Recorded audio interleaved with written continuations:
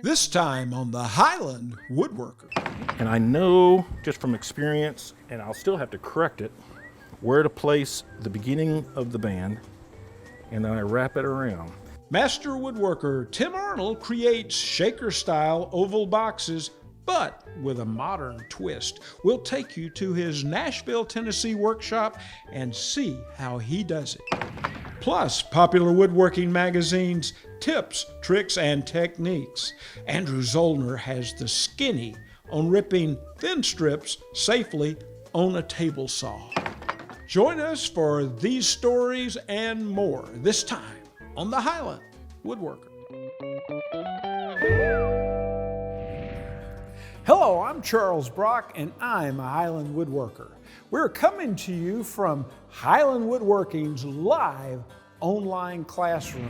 Go to highlandwoodworking.com for a schedule of upcoming classes you can take right in the comfort of your home or shop, and interact with our growing list of teachers during their presentations. Highland Woodworking always offers the finest tools and a wonderful woodworking education. Hundreds of years ago, a group of like-minded spiritual believers gave up all of their worldly possessions to live communally and worship charismatically by shaking and trembling. The Shakers also believed working was a form of worship and built their furniture and utility pieces with perfection and self-sufficiency in mind. Although their work may appear simple, looks can be very deceiving.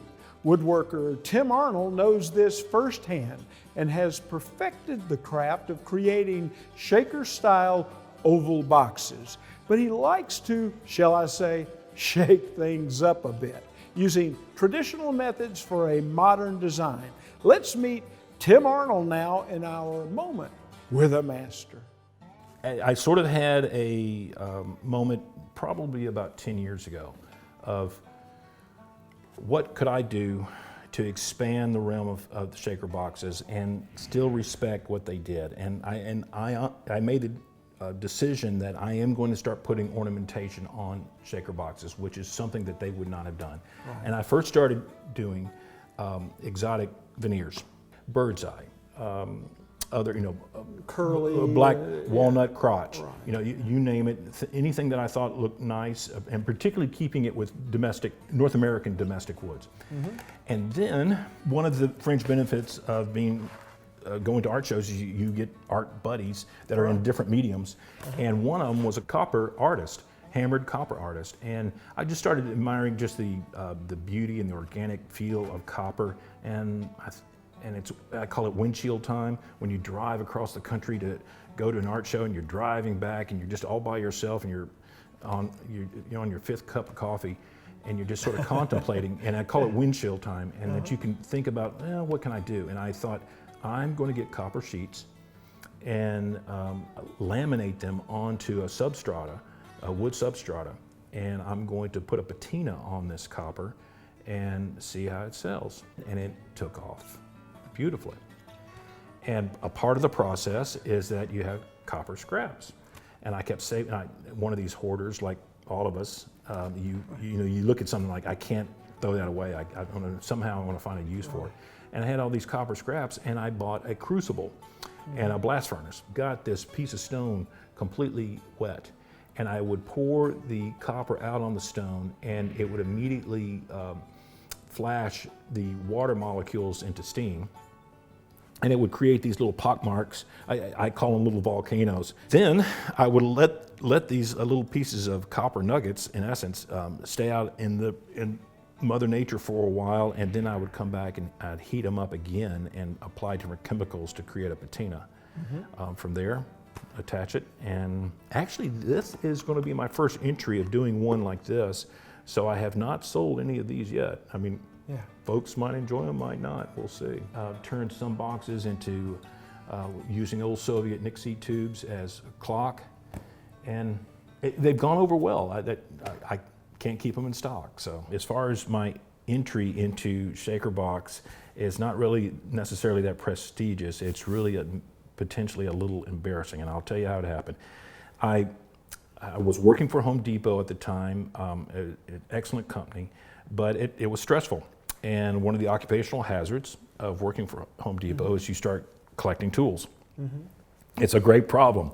And so at the end of the day, I would go down to the basement, build tables, things that I was doing basically my own design. And this was almost 20 years ago. And my mom looked at me and said, Tim, you need to go to Pleasant Hill, Kentucky, the Shaker village, and you need to learn how to make shaker boxes. And I said, Mom, I love you. I'm an adult. I know what I'm doing. Don't tell me what to do. And like most mothers, she was rather persistent and felt like she had, and does, have the right to tell me what to do. And so at one point, I realized it was futile to resist. Go take this class on how to make shaker boxes in Pleasant Hill, Kentucky. Make a few boxes, give them to her, case closed, move on, and keep doing whatever I want to do, not what other people tell me to do. Sure. So I went to Pleasant Hill. I met this incredibly nice gentleman by the name of John Wilson. He was my teacher at the time, and in a lot of ways is still my teacher. And I had an epiphany of I immediately fell in love with just the beautiful shape of these boxes and the joy of making them. I called my wife and I said, honey, this might be something I'd like to do full time. This is a number 5. The bottom right here is one single band that is steamed. Oh, first of all, I cut out the shaker fingers, or the swallow fingers here. Swallow fingers. That's what I've heard them referred to back in the day when the shakers were actually making them. Or fingers, just simply fingers, exactly. And nobody knows exactly what particular shaker came up with this. These boxes started originating in the Mount Lebanon community around the 1820s. It's 4 simple pieces of wood. There's a bottom band, there's a top band, there's a bottom board, there's a top board. It's 4 pieces of wood. And it's extremely simple, but a good box is not easy to make.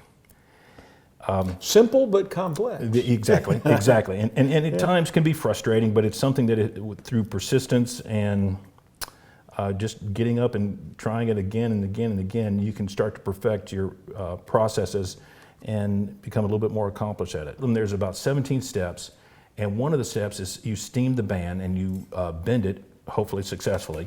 You put in the copper tacks, and then you put shapers in the band to maintain the shape while it's drying. And so, particularly in Middle Tennessee at this time of year, when an un-air conditioned shop, that might take 2 days for the band to dry. So I never start a box in the morning and have it done that afternoon.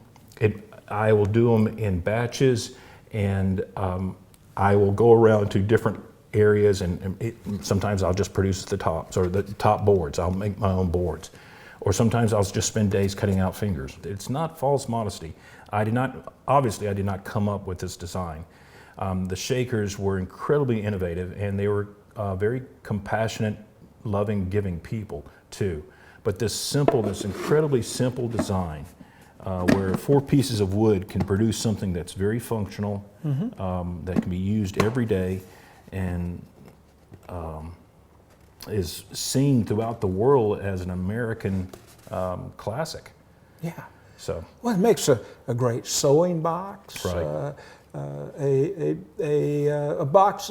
I wonder if they developed them to keep seed in, maybe, or from what plant remnants. It was dried goods. Everything from nails, buttons, seeds, anything that to be sorted. Exactly. Yeah. They were very fastidious about organization and things being in the right place. Everything. If you ever go to a shaker community and look at their buildings, they have the pegs along the walls for the chairs to be placed if they're not being currently sat upon.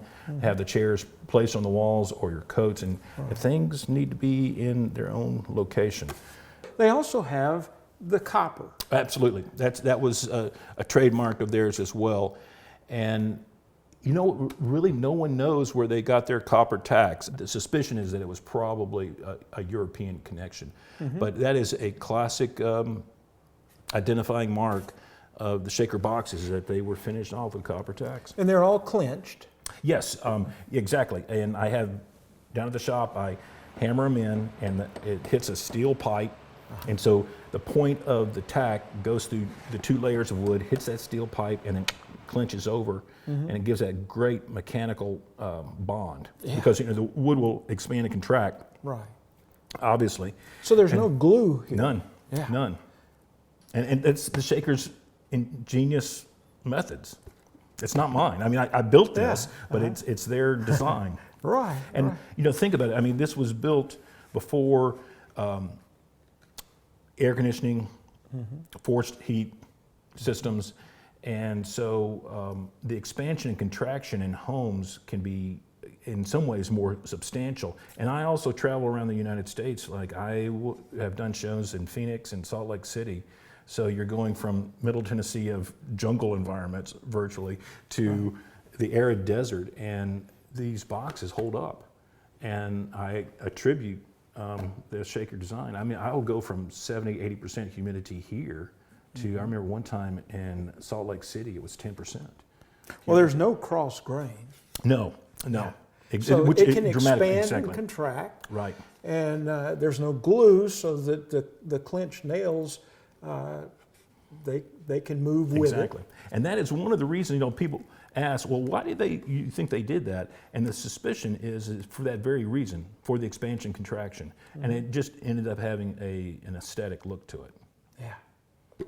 Well, it is beautiful, and that is just inspiring. I have never seen such a creation of one's life work. I mean, that is something. Now, this is pretty much traditional, but Right. like you say, expanded out to sizes Exactly. that are just way off the charts according to the shakers. Exactly. If you look at the very top and go down about 3 or 4 boxes, that being the first one, and then you go down 8 more additional boxes. Those were the boxes that I'm aware of that the shakers predominantly built, not only for their own use, but they would sell them out in the community to get hard cash.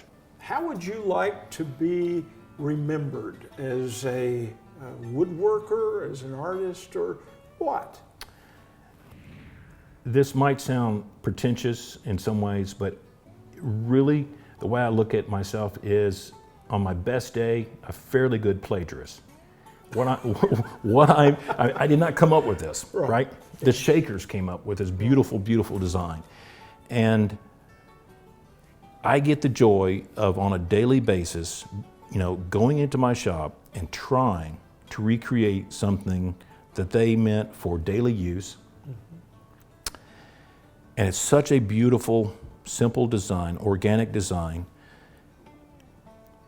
It's a joy to make something that's really can be used. It can be put on a shelf and just sort of admired. I really prefer them to use it to put coffee in, or stamps, or whatever they want. Sort their stuff. Exactly. Like the shakers do. So I guess I really want to be known as a persistent, mediocre plagiarist. How's that? That's a deal. All right. Thank you.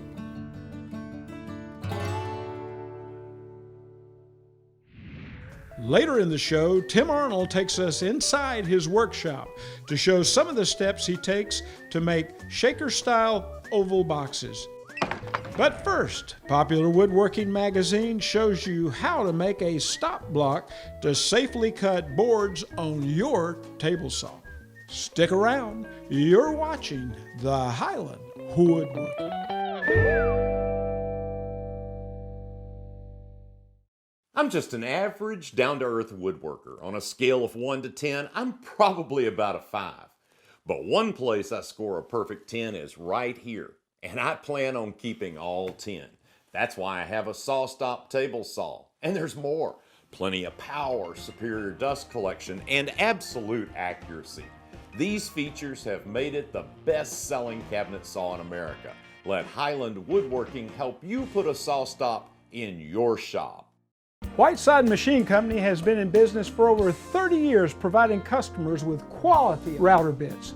Fine Woodworking Magazine has declared Whiteside router bits best overall and best value when compared against 17 other brands. No matter the router application, they have the type and profile of carbide router bit you need. When you put a white side router bit to work in your shop, it is guaranteed to make you smile.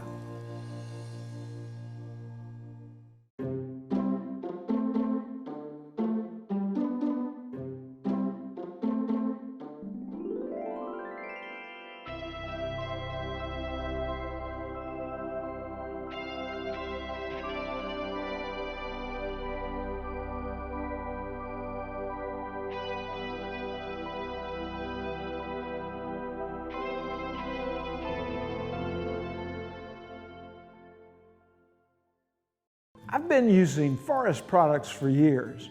You know, they're the maker of the Woodworker 2 saw blade. Gives great cuts on your table saw every time. Now I have a chop master for my miter saw. I have a dense piece of 2x2 walnut, and as you see, it cuts like butter, leaving clean cuts at 90 degrees. Forest, the cuts will make you smile every time.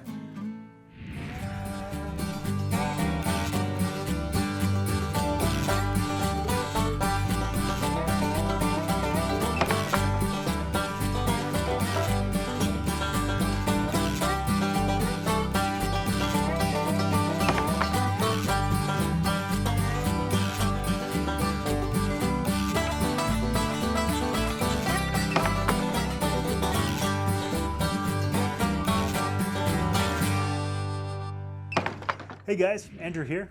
Today I'm going to share with you a nice little table saw tip that's going to make you a safer table saw user.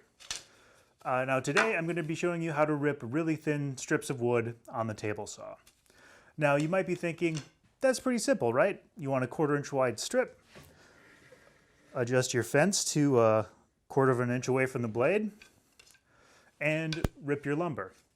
But as you can see, in order to get the fence close enough to the blade to have a 1/4 inch slice of wood, you're not going to be able to use your blade guard. That's not very safe. The other thing is that there's really no good way to clear the blade after you're done making your cut. So it's very likely your cut could get pinched and kick back at you. And kick back on a table saw is a very scary thing. So I do not recommend doing it this way. But what I do recommend is a simpler way and a safer way. Now the first thing we're going to do is put our guard back on the table saw. Always try to use a guard with my table saw, and when I'm not using the guard, I do use the riving knife.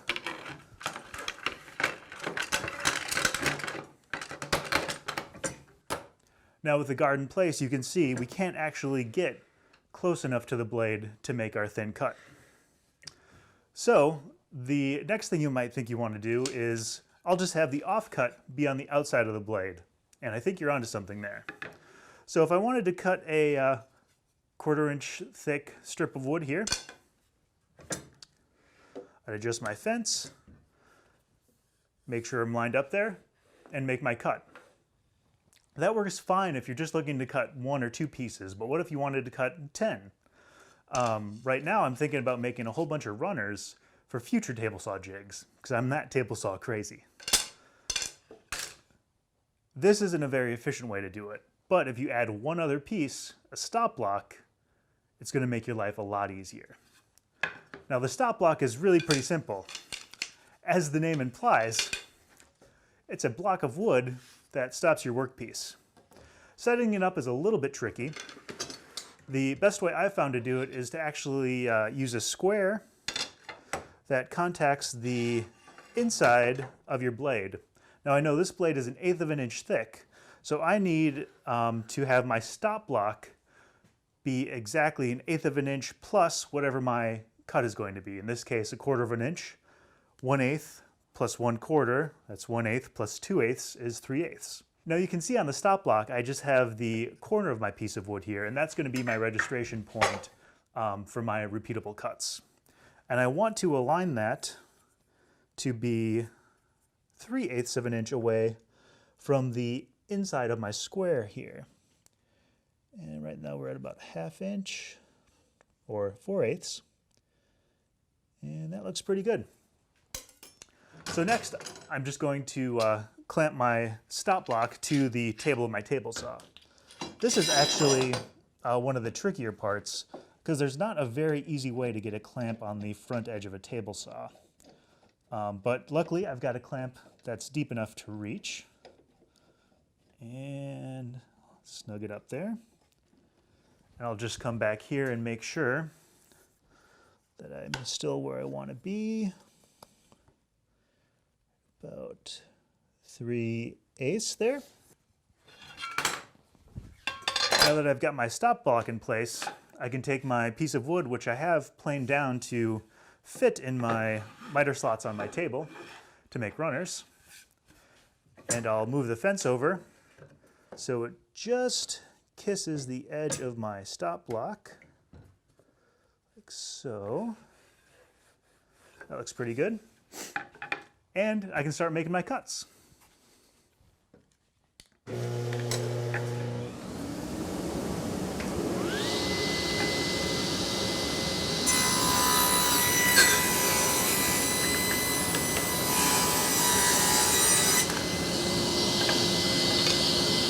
just going to check the thickness of my offcut here. It's a hair over 1/4 of an inch, but that's good enough for what I'm doing. So if I want to make another one of those, I just need to slide the fence over till my workpiece touches the stop block. Lock it in place. It's maybe a little snug there. And make my second cut.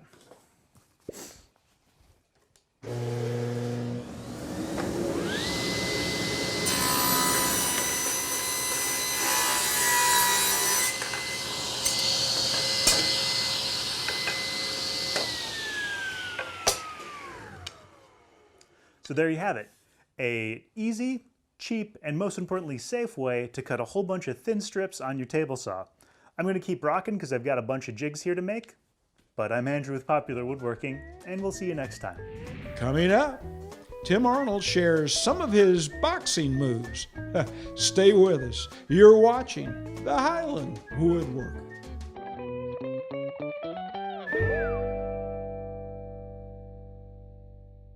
For 35 years, Lee has manufactured the world's best joinery jigs. From our award-winning dovetail jigs and mortise and tenon jigs, to newer innovations like router table jigs. Easily add strong, beautiful joinery to your woodworking pieces, like half-blind dovetails, box joints, mortise and tenon joints, and through dovetails. Lee, simply the easiest and most versatile router joinery jigs. Well, this is the magic moment when my masterpiece, or your masterpiece, comes in contact with Masterpiece Wood Finish Oil. It just comes alive. This is a great piece of wood, and it's going to just look brilliant. Masterpiece Wood Finish causes your masterpiece. Meet the Bora Centipede, the lightweight and portable workshop table that supports up to 3,000 pounds, stores in a small space for tight shops, and opens into a work table to bring your work to a comfortable height. This makes the perfect companion for your track saw. Comes with X cups and hold downs to secure your work. Upgrade your shop today. Highland Woodworking stocks a wide selection of Rikon power tools, known for their innovative design and rugged durability. Highland has sold thousands of Rikon's industry-leading bandsaws with sizes to fit every woodworking need, from the compact, affordable 10-inch model to competitively priced 14 and 18-inch models. Shop us also for Rikon's reliable planers, lathes, and professional low-speed grinder, all with an exceptional 5-year warranty. Rikon Power Tools.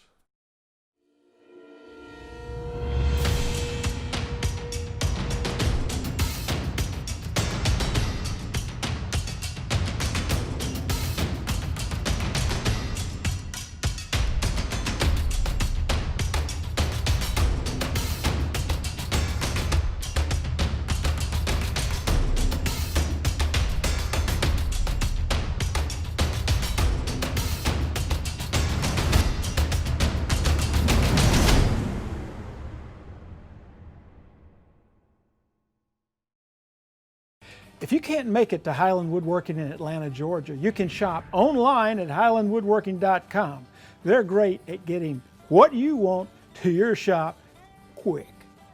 Let Highland's legendary wood slicer resaw blade help make it easy for you to get great results sawing thick lumber into thinner boards. The wood slicer is designed to cut much faster, smoother, and quieter than ordinary bandsaw blades. You'll be amazed at how smooth a surface you'll get with a wood slicer. Its variable tooth pattern greatly reduces noise and vibration. Order a wood slicer from Highland Woodworking for your bandsaw today. Well, when I look closely at this, as a woodworker, I see a lot of things I like, and I see a lot of things that kind of scary. Sure. Like this bin You right got it. here. Now, You got I it. bet you can kind of lose it quickly. You can, and at times that will happen. Sometimes they're repairable, but particularly with these very pinched elliptical ones, because this very sharp radius, you're asking a lot of the wood. Even after you've steamed the band and you have that 20-second window of somewhat malleable or plastic type properties in the wood, they can still snap on you. And So if you have any short grain, you don't want it here. No, sir. Right, yeah. Exactly. Nope. And it will become, Aha! as I like to say, BTUs for in the wintertime. So That's it's great. going to happen. It's Yeah. going to happen. And just sort of zen out about it and move on. All right. But you've learned how to pick wood. Yes, and that helps. And again, the nice gentleman, Mr. John Wilson, I buy the wood that he produces, and he's a master at preventing that happening before I even take possession of this wood. Okay. All right. Well, tell me about how you do this. Sure. So this is the piece before it becomes this, and what I'll use this incredibly sophisticated template that I've cut out of an old business card.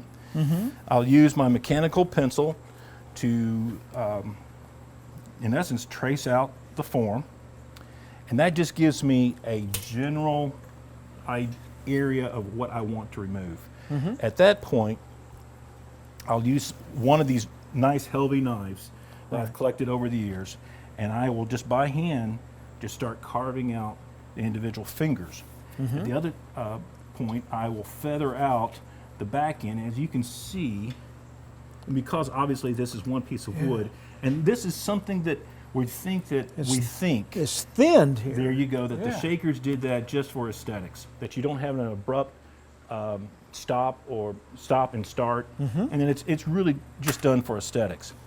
Now at that point, after I've pre-drilled, I also pre-drill all the nail holes, because particularly on the ends there, if you don't, you're going to split.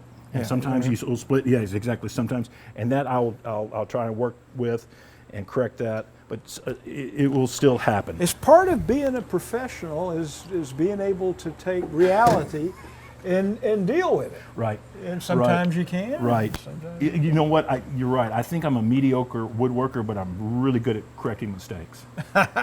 Well, yeah, you do a beautiful job. Well, thank you. Right. Okay, so imagine that band's cut out, it's feathered out on the end, and it's ready to go in the steam box. So obviously, this band obviously is wet. It's cut out and it's cooling, so I'm going to put it back into the steam box before I bend it. But this, and the holes are pre-drilled, so it's ready to be bent. Now, let me put that back in there. And if it's okay, I'm going to sit down because I need to have access to a few things here. This is a highly sophisticated and patented vise that I have here. And if I get 10% if anybody builds anything without my permission. All right. Okay. That's So- wonderful. So it's a vise. Yes, sir. You'll see. You'll see here in right. just a second what I'm going to use it for. So, at this point, I'm sort of under the clock, and I know just from experience, and I'll still have to correct it, where to place the beginning of the band, and then I wrap it around.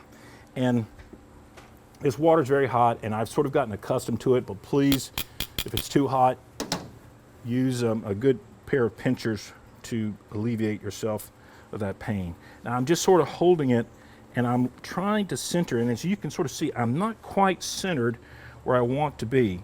So what I'm going to do is I'm going to maintain pressure here, but I'm going to shift the form a little bit to my left and reacquire the shape, and I'm just looking for a centered look here.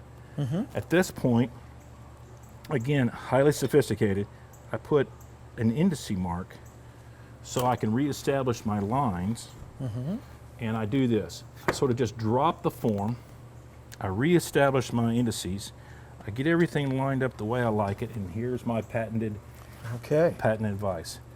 So at this point, these are number 2 tacks. I probably could go with a smaller tacks, which you can possibly see over here.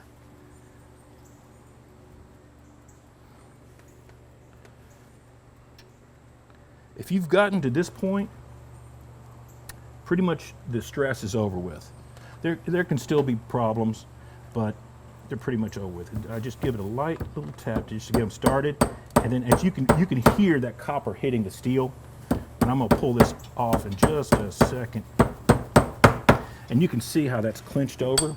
Yeah. And you can take a breath at this point. You can get a sip of coffee. You can answer the phone. Is that right? Yeah. At this that's point, all you have left, right? Right. there. Exactly. And now, obviously, I wouldn't leave it like that. But the stressful part, at least with this band, is pretty much over. Yeah. All So right. Looks like it's going to qualify. Huh? Well, I think so. Yeah. Let's go ahead and finish it up, and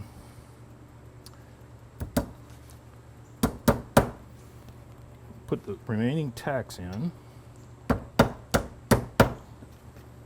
Flip it over. Up. One of the many things I love about cherry is the marbling, the tannin lines. Oh, yes. And I think it just gives it such character. So I'm going to put it back on that same form. I might adjust it just a little bit. It's not quite centered where I want it. Here we go. All right. So that is the bottom band. I can do the top band if you'd like me to put the top band on it. Now, there's a piece that's going to go here to fill up the void. Is that right? On the regular boxes, on the regular oval boxes, exactly, I use shapers. I see. On these guys, because they're pinched, very pinched, elliptical shape, I just put them right back on the original forms and I let them dry on that. This is a double tall number 2. So, I steamed these yesterday, and these could be a booger, and this is where taller boxes can get a little bit intimidating, because what you want to do is, you saw me support those fingers. Right. You want your hand, when you're steaming that band and it comes out and you got that 20 or 15 second window to cut bait or fish or whatever. Right. You gotta support that band, and you really use my wife your apron. 10 years ago said, "I'm tired of you destroying shirts. Right. I'm tired of trying to clean them. Would you please find something?" So this is not for show. This is really used And daily. it's reinforced. It is. Yes. It is. So it's not. It literally. And the first thing I do in the morning, I turn on the lights. I put this on. At the end of the day, I take this off and turn off the lights. So this is kind of your workbench in a way. Yeah. And it's getting bigger every day. Okay, so I established my indices again right here. You might be able to see, and this, of course, is a dried box, but you might be able to see, and you can see my dirty fingernail right there. And at that point, I'll support it. I'll bring it over to my patented vise, and I'll put in the tacks, and I will. And it's wavy gravy too. It does not have a nice elliptical shape at this point. So that's where the shapers are critical. I'll get it in there. And actually, this is pretty dry for being under 24 hours, and we're at 60% humidity. That's not too bad. And as you can see, the tacks are still proud, because when I hammered this in, it was a completely soaked piece of wood. And so the wood has constricted, and so the nails, as you might be able to see, are a little proud.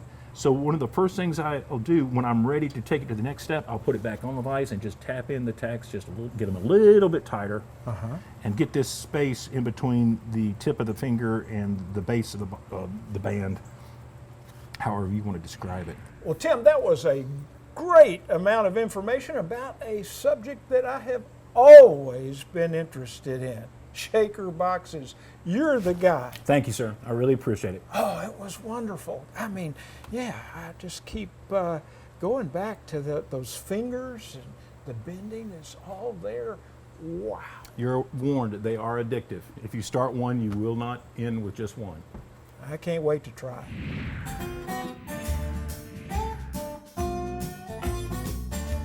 For 30 years, I was a garage woodworker, and everything in that shop had to be collapsible, on wheels. Mobility and flexibility was the standard, and nothing has changed.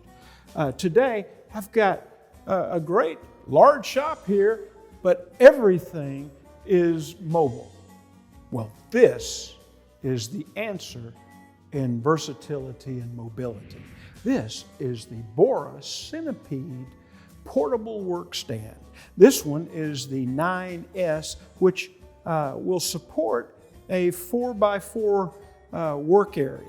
I'll just throw a piece of plywood up here, and now I've got a big work table, a table to put together a project, and I can put it anywhere I want to put it. The Bora Centipede is going to be so useful in your shop. There's so many things you can do with it. You can set up a track saw and cut an extremely wide board. You could use this as a surface for a portable power tool, like maybe a miter saw. You can cut and trim a big slab right on this surface because it will hold up to 3,500 pounds. This is something that you've just got to have in your shop. The other day, I put a piece of plywood up here and did an assembly for a project right here. And I could have done that anywhere I wanted to because the Bora Centipede is just that versatile. Well, there is a Bora Centipede size just right for your shop. It comes in a 2x4, a 4x4, and this is the 4x4 unit. It also comes in a 4x6 and a 4x8. And now there are 24-inch by 48-inch sections of tabletop with dog holes that just make its usefulness unlimited. With the 4x4 unit, you get 4 of the quick clamps, and you get 4 of the X cups. The X cups allow you to put 2x4s to create an infrastructure for supporting your work, and the quick clamps allow you to clamp it down for safety and ease as you work on your project. And now you've got 24 by 48-inch sections of bench top that you can add to yours. You could cover the whole thing using several of those sections, and they've got dog holes in them, and dogs are available to really dress out your Bora Centipede portable workstation. I guarantee you, it'll make you smile.